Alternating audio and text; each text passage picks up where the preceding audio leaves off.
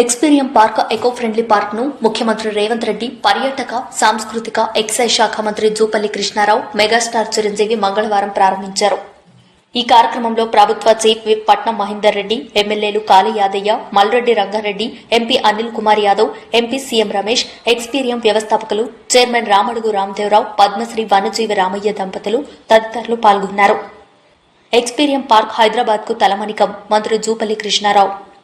ఈ సందర్భంగా మంత్రి జూపల్లి మాట్లాడుతూ దేశానికే కాదు ప్రపంచానికే తలమానికంగా నిలిచేలా ఎక్స్పీరియం ఎకో పార్క్ ను తీర్చిదిద్దారని అన్నారు. హైదరాబాద్ అంటే గుర్తొచ్చేవి చారిత్రక కట్టడాలు, ఐకానిక్ భవనాలు, జలాశయాలు, ఉద్యాన నవలలే కాదు. ఇప్పుడు ఎక్స్పీరియం ఎకో పార్క్ కూడా వాటి సరసన చేరుతుందని తెలిపారు. దేశ విదేశాల్లో సైతం లేని విధంగా అంతర్జాతీయ ప్రమాణాలతో ఎక్స్పీరియం ను తీర్చిదిద్దారని, హైదరాబాద్ సిగలో మరో మణిహారంగా మారుతుందని చెప్పారు.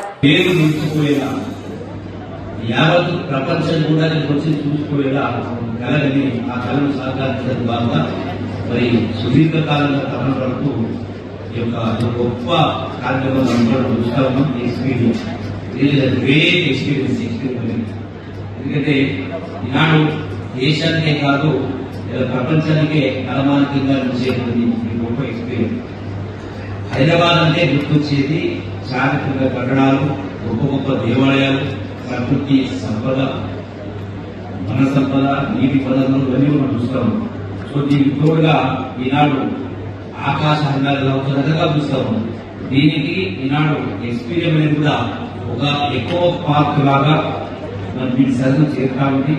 అలాగే హైదరాబాద్ కు మరొక